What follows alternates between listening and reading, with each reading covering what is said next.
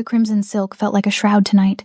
Zainab lay perfectly still in the sprawling bed, listening to the rhythm of her own heartbeat. The only confirmation she was still alive in this gilded mausoleum. The bedroom was designed for emperors, with its floor-to-ceiling windows framing Seoul's diamond-studded skyline. But she had never felt more invisible. For the 1460th night in succession, Min-soo had prepared for sleep without meeting her eyes even once. 4 years, 48 months of marriage, and she could list on her fingers the moments he had reached for her with anything beyond rehearsed courtesy. Not the fire she hungered for, not the connection husband and wife were meant to forge, not even the basic tenderness of his arm around her waist as dawn broke. Zainab drew the sheets higher against her throat and shifted toward the glass overlooking the city's cold brilliance. Their penthouse commanded views that cost more than most people earned in lifetimes. Every corner whispered of wealth beyond imagination. Before we dive in, please subscribe and comment where you are watching from.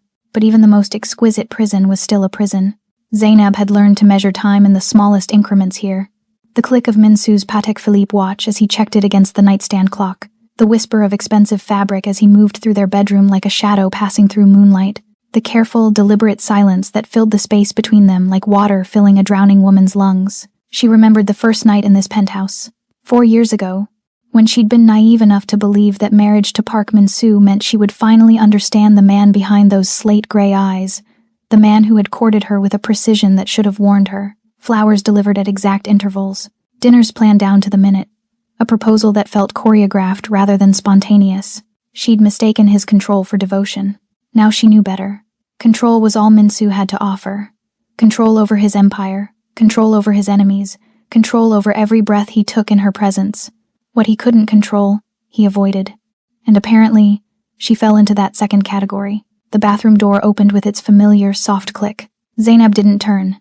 She'd learned not to expect anything from these moments. Min-soo emerged in his silk sleeping shirt and tailored pajama trousers, both in shades of charcoal that matched the shadows he seemed to carry with him. His dark hair was still damp from the shower, swept back from his face in that severe style that made his sharp jawline even more pronounced. He was devastatingly beautiful.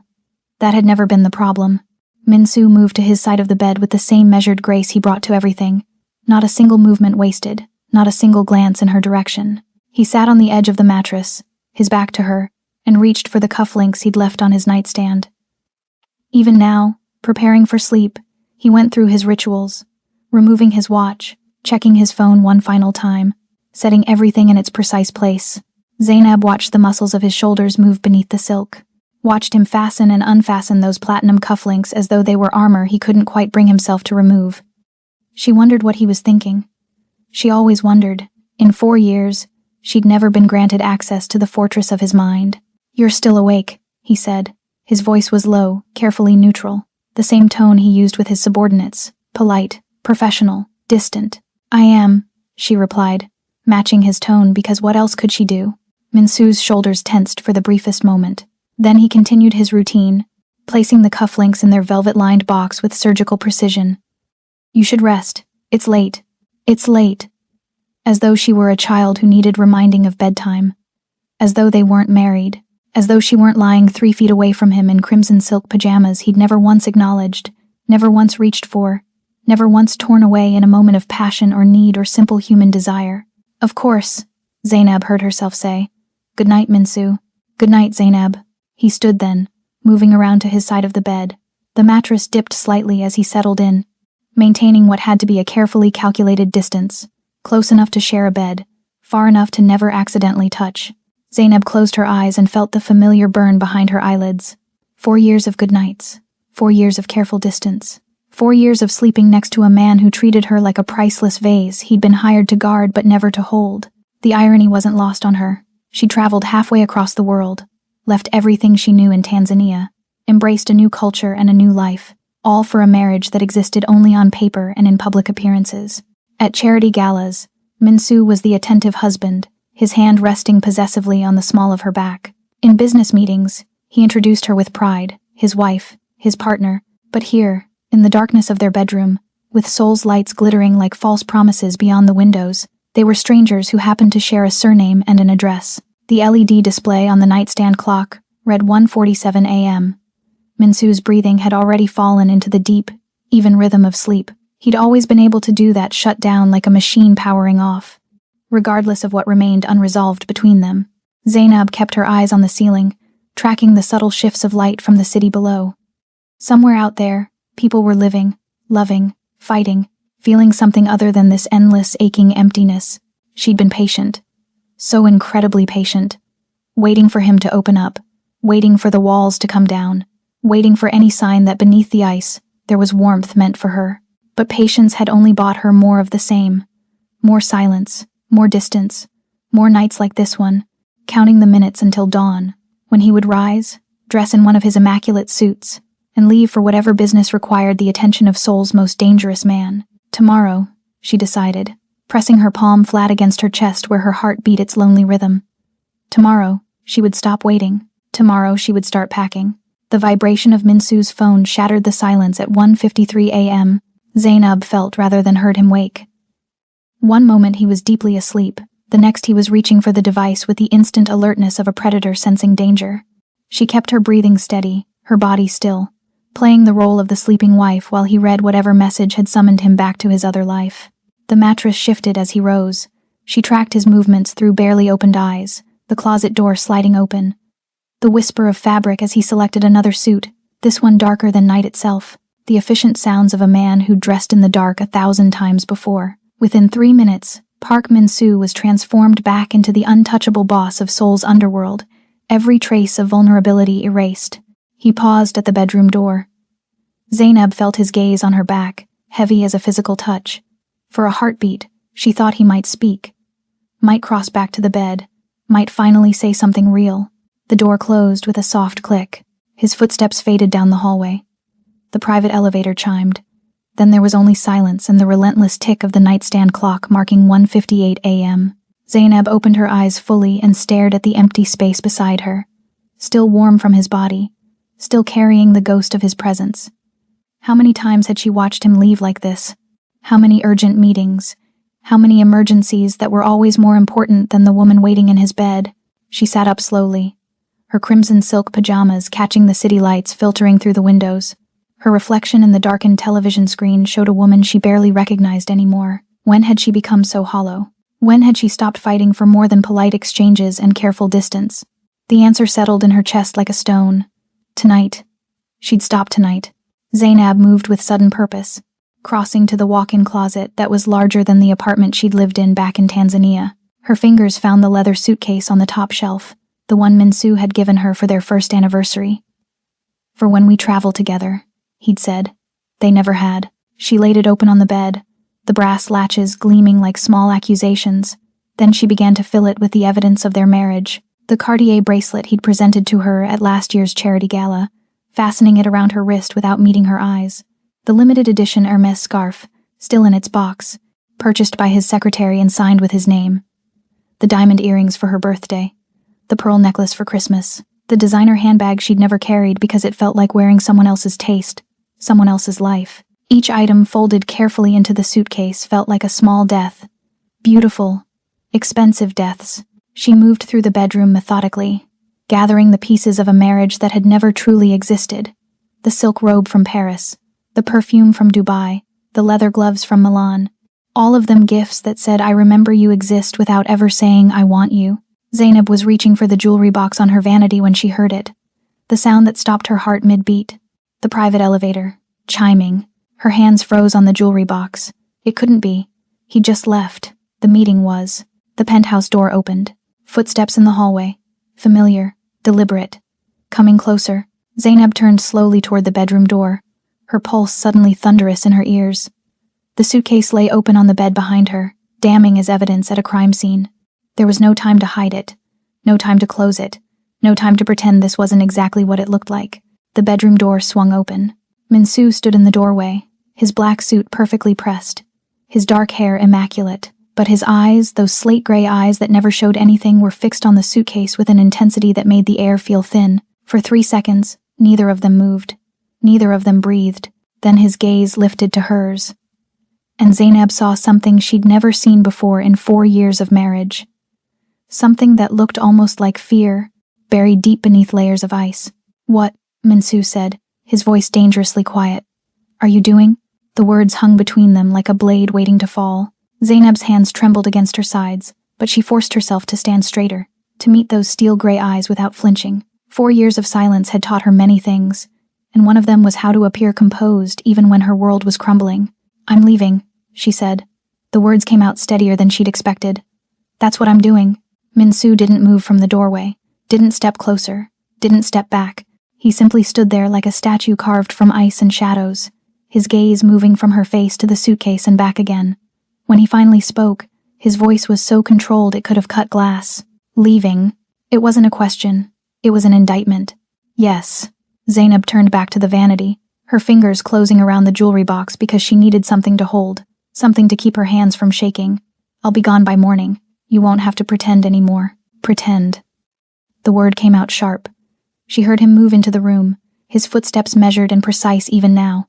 "What exactly do you think I've been pretending?" The laugh that escaped her throat was bitter and broken. "Everything, Minsu. You've been pretending everything." She spun to face him, the jewelry box clutched against her chest like armor. "That this marriage means something. That I mean something. That I'm anything more than another expensive acquisition you keep locked away in this penthouse." His jaw tightened. That was the only sign she'd landed a blow. "You don't understand." "No. You're right. I don't understand." The words came faster now, 4 years of silence breaking like a dam. "I don't understand how a man can marry a woman and then refuse to touch her.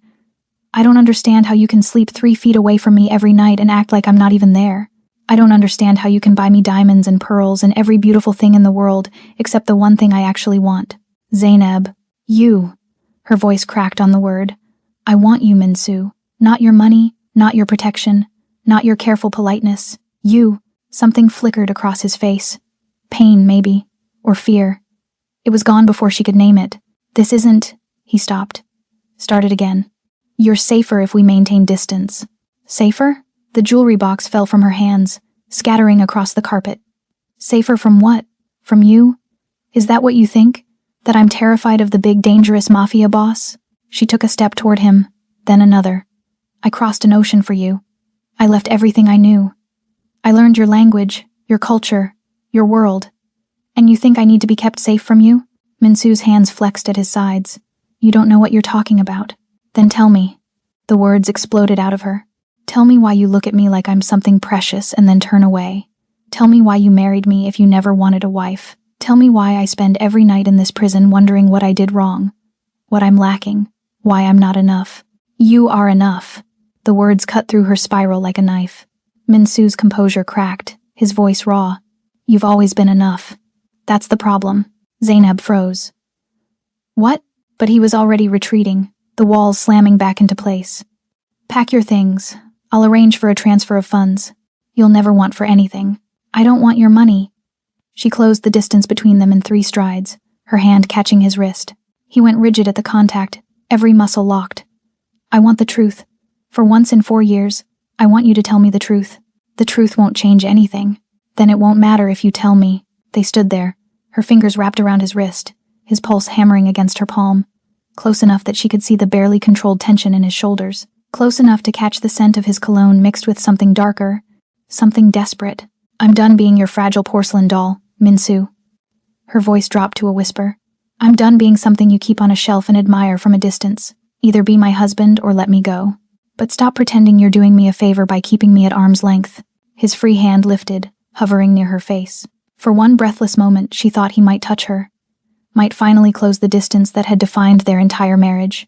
Instead, his hand fell back to his side. "You should finish packing," he said quietly. "I'll sleep in the guest room tonight." He pulled his wrist from her grip and walked toward the door, and something inside Zainab shattered completely. "No." The word left her mouth before she could think, before she could stop herself, before 4 years of compliance and patience could silence her one more time. Minsu paused in the doorway, his spine rigid. "No," Zainab repeated, louder now. "You don't get to do that. You don't get to walk away from me again." "Zainab," she lunged for him. Not gracefully, not with any plan, just desperate momentum driven by 4 years of starvation. Her hand caught his arm, pulling him back, and he turned with a speed that reminded her exactly what he was. Dangerous, lethal, a man who'd built an empire on violence. But she didn't care anymore. "Tell me why."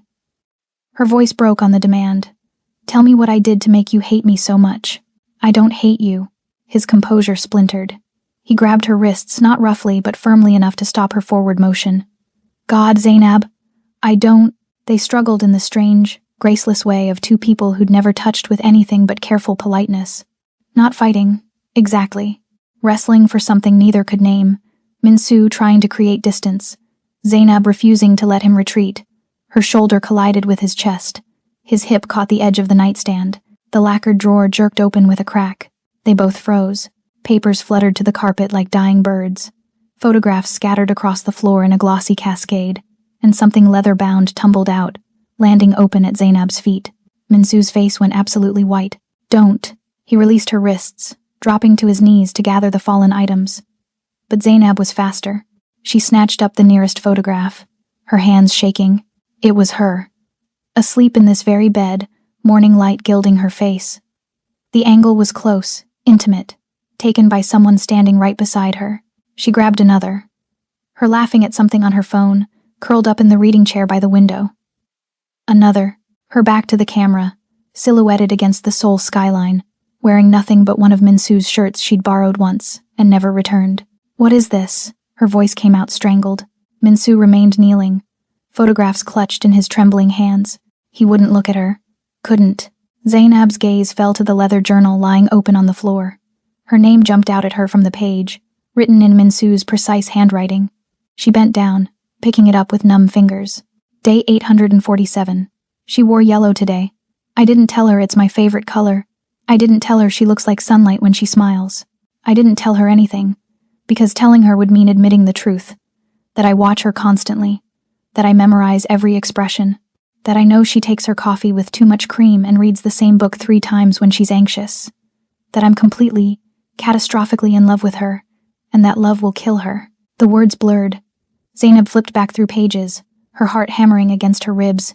Day 623. Found her crying in the bathroom tonight. Didn't go to her. Couldn't. If I touch her, I won't stop. If I hold her, I'll never let go. And they're watching. Always watching, waiting for me to show weakness. Waiting to find the one thing they can use to destroy me. Further back, day 301. She asked me today if I was happy. I said yes. I lied. Happiness is watching her exist in my world and knowing I can never truly have her. Knowing that keeping her means keeping her at a distance. Every night I sleep 3 feet away from her is another night she stays alive. The first entry, day 1. Married Zainab Juma today. Most beautiful woman I've ever seen. Most dangerous decision I've ever made. I thought I could control this. Thought I could keep her safe by keeping her separate from my heart. I was wrong. I loved her before I said I do. I'll love her until I stop breathing. And that love will be the death of us both. Zainab looked up, tears streaming down her face. Minsu was still kneeling amid the scattered photographs, his head bowed like a man awaiting execution. You love me, she whispered. His shoulders shook. Yes. You've loved me this whole time. Yes. Then why? Because everyone I've ever loved dies, Zainab, his voice cracked. And you deserve better than to be my next casualty. The journal fell from her hands. 4 years of distance. 4 years of cold courtesy. 4 years of sleeping in the same bed while oceans stretched between them. Not because he didn't want her, because he wanted her too much. Minsu, she breathed. He finally looked up at her, and the raw devastation in his eyes stole her breath. I'm sorry, he said. I'm so sorry. Outside, Seoul glittered on. Inside, everything they'd carefully constructed came crashing down. Minsu's hands were still full of photographs when he started speaking. His voice came out hollow, like something had been scraped out of him and left only echoes behind. Her name was Yuna. Zainab's breath caught. She sank down onto the carpet across from him, the journal still clutched in her lap, watching this untouchable man finally break open. We grew up together, same neighborhood, same schools. She knew what I was becoming, what my family did, and she loved me anyway. His thumb traced the edge of one of the photographs unconsciously. I was 23 when I told her I wanted to marry her. She said yes. We kept it secret. I thought I was being careful, thought I could protect her by keeping her hidden until I was powerful enough that no one would dare touch her. His jaw clenched so hard Zainab could see the muscle jump. The Kim syndicate found out. They were our biggest rivals back then, hungry to take what my family had built. They saw an opportunity. He stopped, breathed, started again. They took her from her apartment, sent me photographs, told me if I wanted her back, I'd have to surrender territory. Weapons, routes, half our operations. Zainab pressed her hand against her mouth. I gave them everything. The words came faster now, like poison he needed to purge. Everything they asked for. I begged, promised more. I would have burned my entire empire to the ground for her. His eyes lifted to Zainab's, and they were drowning. They killed her anyway, left her body where I'd find it. A message, a warning. Love makes you weak, and weak men die in our world. Minso, I burned them all. His voice dropped to something inhuman. The Kims, every last one. I hunted them down over 3 months and erased their entire bloodline from existence. My father said I went mad. Maybe I did. But when it was over, when I was standing in the ashes of everything I'd destroyed, I made myself a promise. He looked down at the photographs in his hands. Never again. Never let anyone get close enough to be used against me. Never love anyone enough to make them a target. Then why did you marry me? Zainab whispered. Because I'm a fool. The laugh that escaped him was bitter and broken. Because you walked into a charity gala 2 years after Yuna's death, and I couldn't breathe. Because you smiled at me like I was just a man, not a monster. Because you made me feel human again, and I was selfish enough to want you near me, even though I knew better. He set the photographs down carefully, his hands shaking. I thought I could do it differently this time. Marry you, give you my name, my protection, but keep my heart locked away. If I didn't love you, if everyone believed I didn't love you, then you'd be safe. You'd be just another business arrangement. A wife in name only. Untouchable because you meant nothing to me. But I did mean something, Zainab said softly. You meant everything. His voice cracked. From the first day, I failed before I even started. Every night I watched you sleep and memorized your face like it might be the last time. Every morning I left before you woke up because if I stayed, I'd reach for you. If I touched you once, I'd never stop. And the moment I showed weakness, the moment my enemies saw what you really meant to me, they'd come for you the way they came for Yuna. Tears streamed down Zainab's face. So you loved me by pretending not to. I loved you by trying to keep you alive. He dragged a hand through his hair, destroying its perfect order. I told myself the loneliness was worth it, that your hatred was a small price to pay for your safety, that I could live with you thinking I was cold and indifferent as long as you kept breathing. That's not love, Minsu. That's a prison. I know. The words came out ragged. I know. I built you a cage made of diamonds and distance and called it protection. I turned our marriage into a tomb because I was too terrified to let it be real. I'm a coward, Zainab. I've killed men with my bare hands, but I couldn't face the possibility of losing you the way I lost her. Zainab reached across the scattered photographs and took his face in her hands, forcing him to look at her. I'm not Yuna, she said firmly. And you're not that 23-year-old boy anymore. You're Park Min-soo, the most powerful man in Seoul, and you don't get to make my choices for me. You don't understand what you're asking. I understand perfectly. Her voice was steel wrapped in silk. You're asking me to believe that loving you is a death sentence. But Min-soo, living without you has already killed me. Every single day for 4 years. His composure finally shattered completely. He pulled her against his chest, his arms crushing her close, his face buried in her hair. His whole body shook with silent, devastating grief. I can't lose you, he whispered against her skin. I can't. Then stop pushing me away. For the first time in 4 years, Zainab felt her husband hold her like she was real. The alarm tore through the moment like a chainsaw through silk. Zainab jerked back from Min-soo's embrace, her heart lurching. The sound was monstrous, a shrieking, pulsing wail that came from everywhere at once. She'd never heard it before, hadn't even known the penthouse had an alarm system. Min-soo's transformation was instantaneous and terrifying. 1 second he was broken and vulnerable, tears still wet on his face. The next, every trace of softness vanished. His eyes went flat and cold, his body coiling with lethal intent. He was on his feet before Zainab could process the movement, pulling her up with an iron grip on her wrist. Stay behind me, he commanded, not her husband's voice. The voice of a man who'd built an empire on violence. What's happening?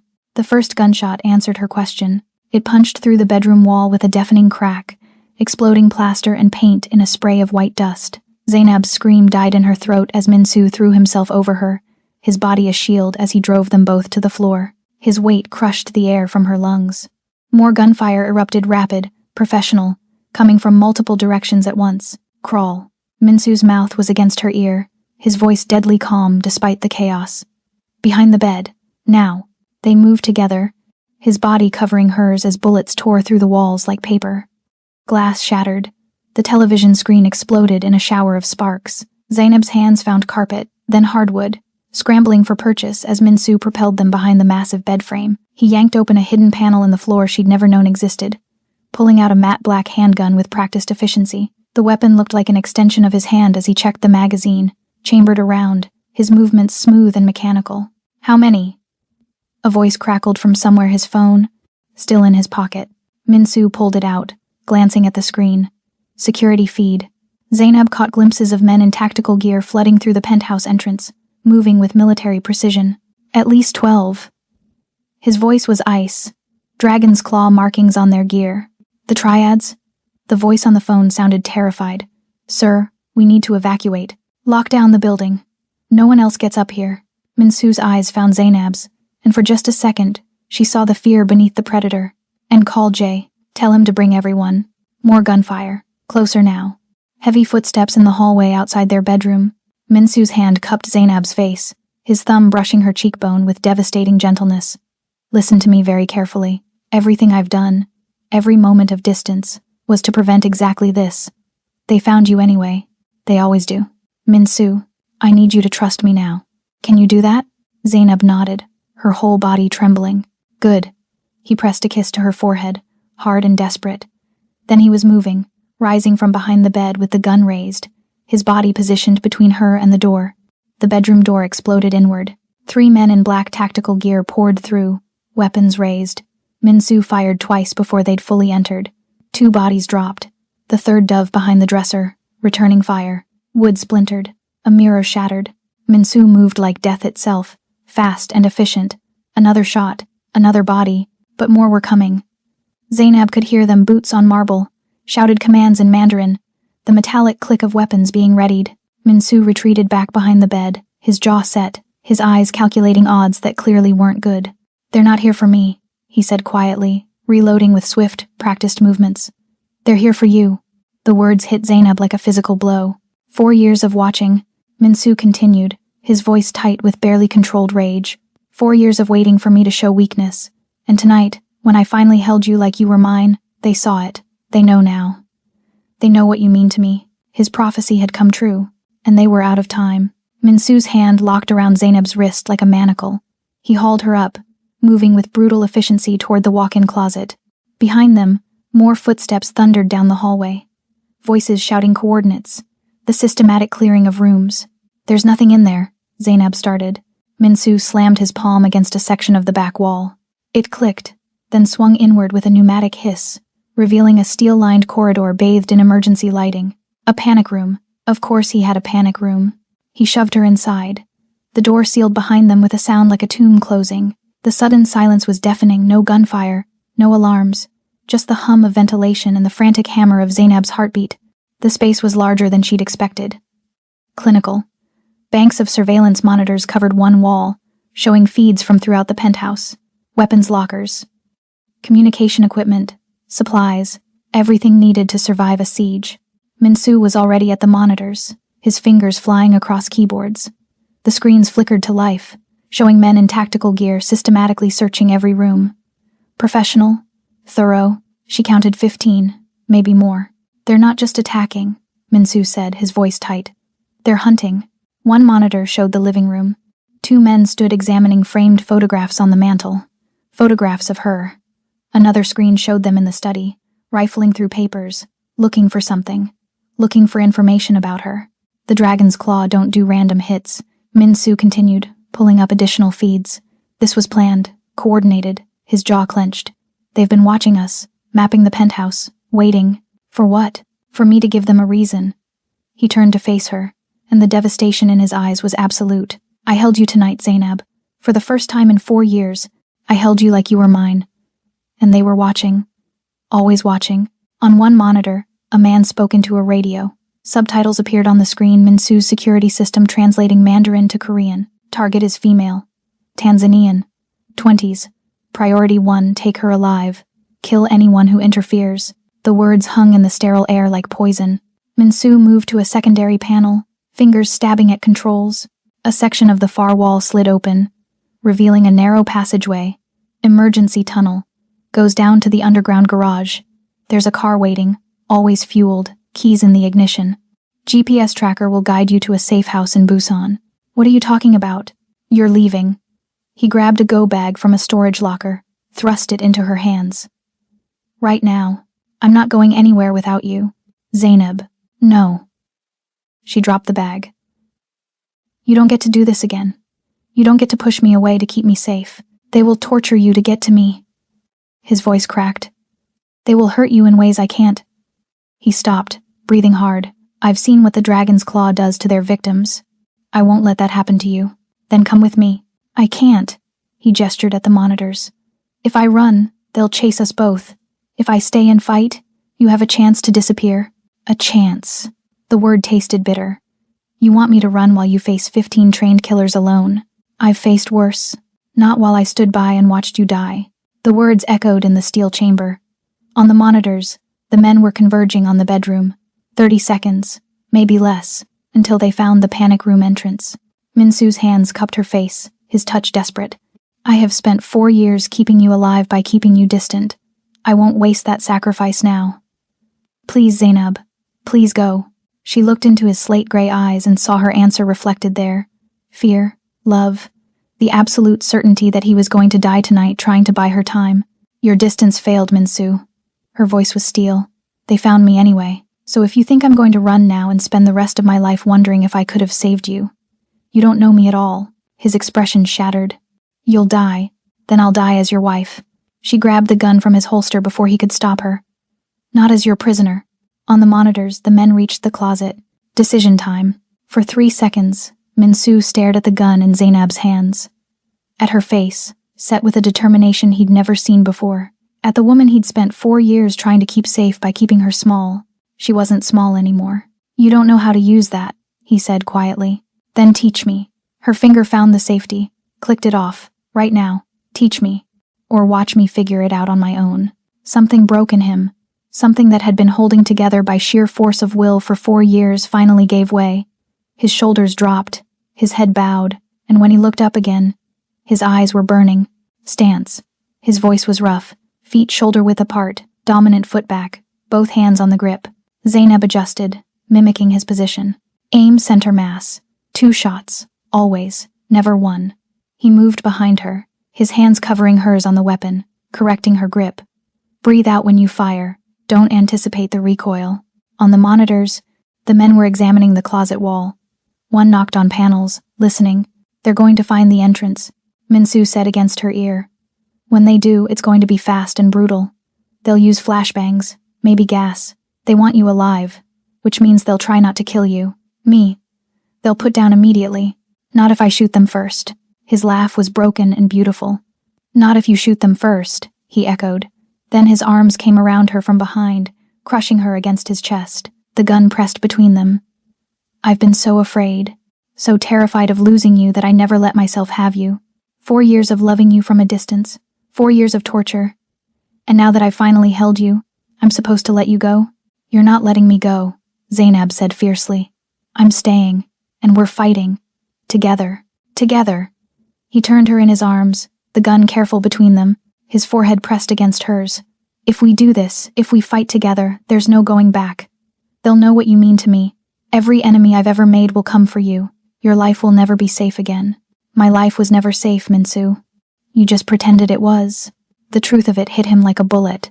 She saw it in his eyes. 4 years of protection had been 4 years of delusion. The danger had been there all along. The only thing his distance had accomplished was making them both miserable. I love you, he said, the words raw and desperate. God help me. I love you so much it terrifies me.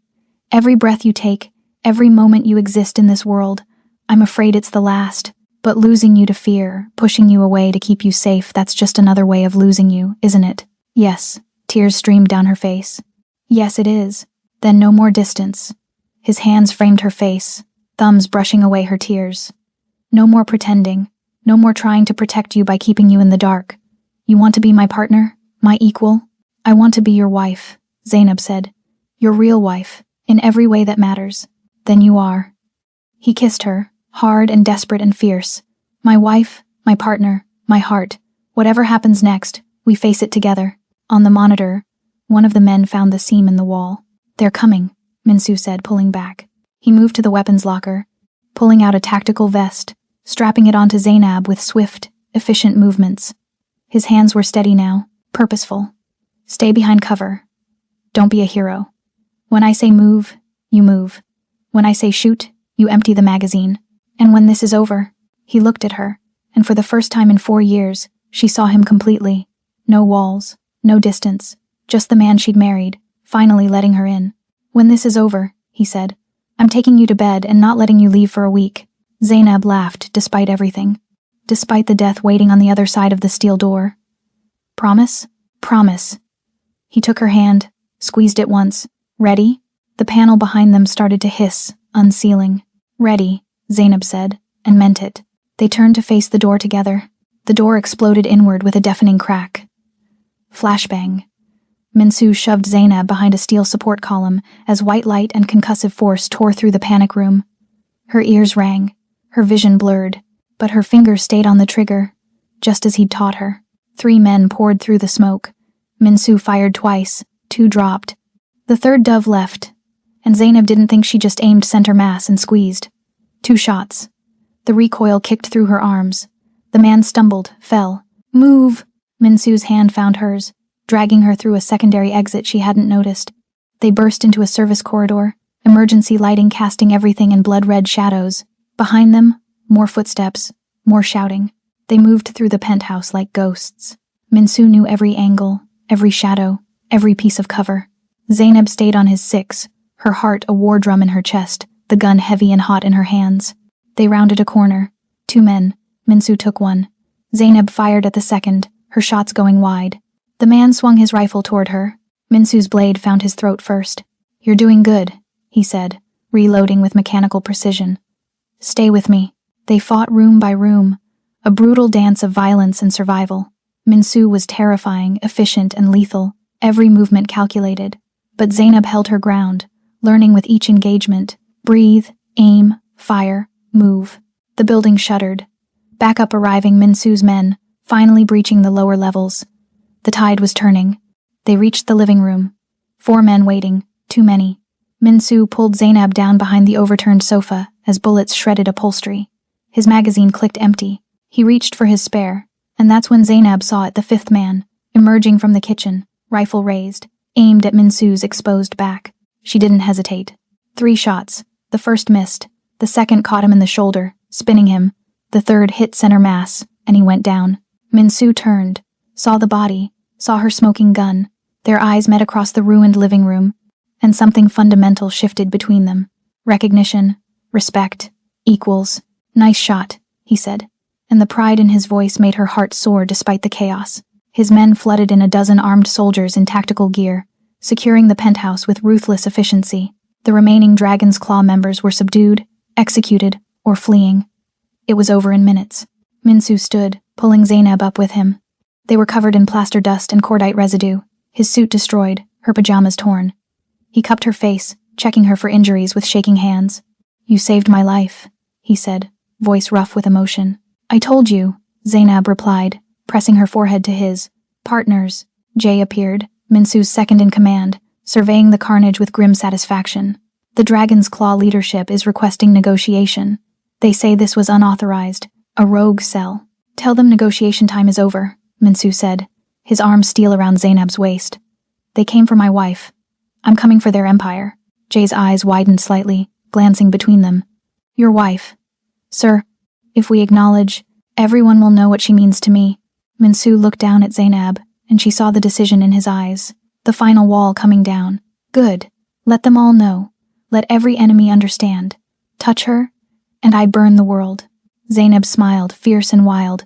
Together, he echoed, and kissed her there amid the ruins and the blood, sealing their partnership in fire. Dawn broke over Seoul in shades of gold and amber as they returned to the bedroom. The penthouse was quiet now, Minsu's men having removed the bodies and secured the perimeter, but the scars remained bullet holes in the walls, shattered glass, the faint smell of cordite and destruction. Zainab stood at the window, watching the city wake. Behind her, she heard Minsu moving, the rustle of his ruined jacket being discarded. When his arms came around her waist, She leaned back into his chest, finally allowing herself to feel the exhaustion, the terror, the overwhelming relief of being alive. "I was so afraid," he whispered against her hair. "When that man aimed at you, when I saw you in the line of fire, I understood. I finally understood why I kept you distant. Because losing you would end me, Zainab. Not just hurt me, end me completely." She turned in his arms, her hands finding his face. There was blood on his collar, a cut above his eyebrow, bruises forming along his jaw. He'd never looked more human, more real. "But you didn't lose me," she said softly. "I'm right here." "You are." His thumb traced her lower lip. "And I'm done being afraid of that." He kissed her then, and it was nothing like the desperate, violent kiss in the panic room. This was slow, reverent, a man touching something sacred he'd denied himself for far too long. Zainab's hand slid into his hair, pulling him closer, and he groaned against her mouth. "Zainab," he breathed. "I need—" "Yes," she answered before he could finish. "Yes to everything." They moved to the bed, the same bed where they'd slept apart for 1,460 nights.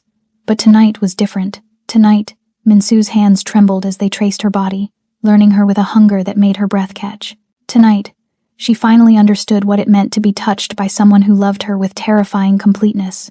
The crimson silk pajamas fell away, the distance evaporated, and for the first time in 4 years, they became husband and wife in every way that mattered. Later, as dawn fully claimed the sky, Zainab lay in Minsu's arms, her head on his chest, his heartbeat steady beneath her ear.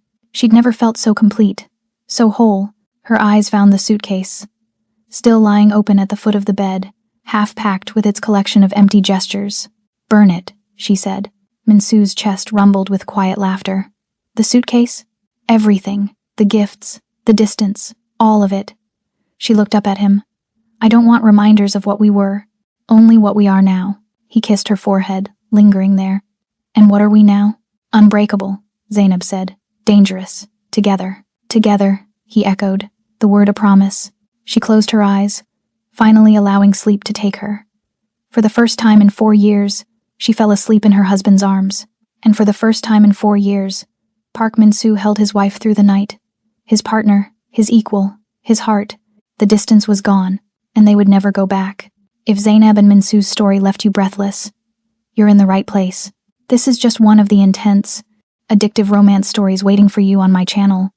Hit that subscribe button so you never miss the next story that will consume your thoughts for days. Comment below. Which moment destroyed you? Was it the journal, the panic room confession, or when Zainab saved his life? Share this story with someone who needs a new obsession. Trust me, they'll thank you later. Your next addiction is just one click away. Subscribe now.